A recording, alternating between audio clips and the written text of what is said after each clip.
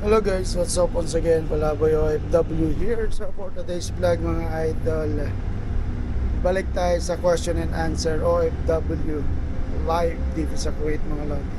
So may nagtatanong dito marami mga idol tungkol sa mga job hirings or inquiries, and sasagutin natin yung isa-isa mga lodi.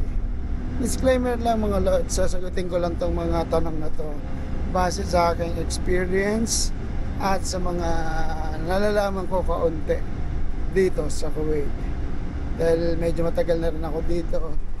So masasagot natin kahit pa paano yung mga tanong ng ating mga bagong aplikante dyan sa Pilipinas. Ang sabi, hello po, ngayong 2025 po, okay na po ba ang 150 KD free po lahat with meal allowance? Pirmahan na po kasi ng kontrata next week, kaso pinag-iisipan ko pa. 150 KD, actually talo ka dyan lodi. 150 KD sa 2025 kasi way back 2013, sasabihin ko lang yung mga experience ko, mga recent past years. Sa 150 KD talo ka dyan. Depende rin sa work ang mga lods, kasi way back 2013 105 basic 85 KD basic allowance namin, tapos 20 KD food allowance, mapatak na 105.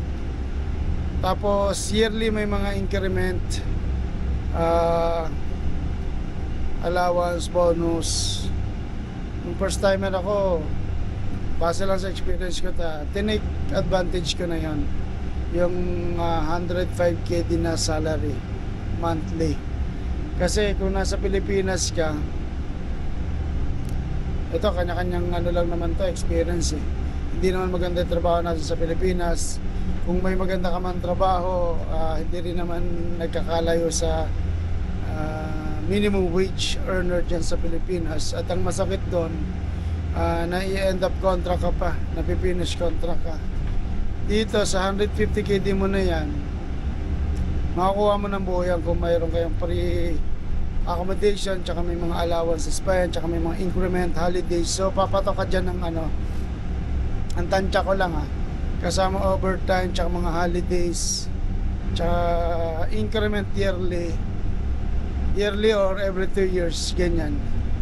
Papatak ka dyan ng mga hindi na malabong 200 to 230 to 220 KD monthly, kasi may mga bonuses yan tsaka mga overtime. So kung maganda naman yung trabaho mo dyan, kumikita ka ng above minimum, okay na yan dyan, dyan ka na lang kung opera ka ng 150 KD.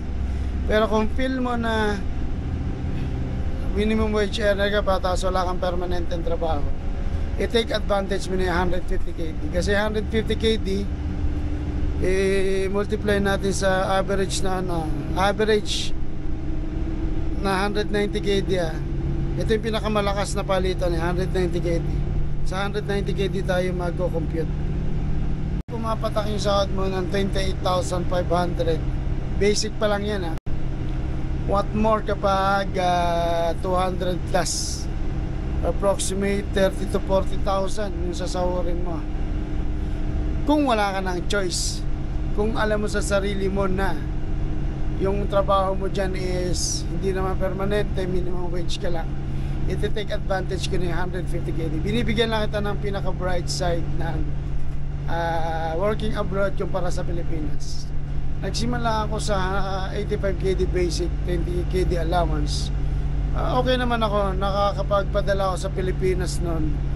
Napag-aral ko pa yung dalawa kong kapatid, nasusuportahan ko pa sila. Continuous yung trabaho. At ang pinakamaganda nun, sa time namin nakahanap ako ng trabaho after ng 3 years contract ko sa unang company ko. Ayun yung pinakamagandang advantage na nandito ka sa abroad kumpara sa Pilipinas. Meron kang magandang option after ng first company mo. Merong opportunity na nag-aantay sa'yo. Hindi natin alam, di ba? Magaling ka sa, let's say, sa photography. Meron ka pang professional ka sa Pilipinas, pero hindi mo magamit yung skills mo. Magagamit mo dito. Kasi dito, hindi kailangan ng malaking experience para makapag-work sa larangan na gusto mong pasukan. Basta, porsigido ka at willing kang matuto. Ayun yung pinakamaganda sa abroad. Kung ako tatanungin, kukuhanin ko yung 150 KD. Kung ako tatanungin, kumpara na nasa Pilipinas ako na hindi sigurado kung saan yung future ko. Although maganda sa Pilipinas, may mga trabaho pero hindi permanente. Sapat lang na may pangkain, pero yung gastos na dapat na maibibigay mo sa pamilya, hindi yun ma-cover ng salary natin sa Pilipinas. So 120 KD, maliit man or malaki yan, take mo na yan, Lods. Take it. Risk for it. Mag-risk ka. Hindi mo malalaman kung hindi mo susubukan. Sinasabi ko lang to dahil based on my experience, galing ako sa 85 KD salary, hindi naman sa nagyayabang, hindi pa naman sa tagal ko nito, masaya na ako sa sabaga triple, doble, quadruple after ng first contract. At saka na-enjoy ko na yung trabaho ko, hassle free, walang iniisip masyado. Papasok ka lang, gawin mo yung trabaho mo, sinusweldo ka ng hindi mo inaasahan ka. So yun lang, kumbaga take advantage mo na yun, Lods.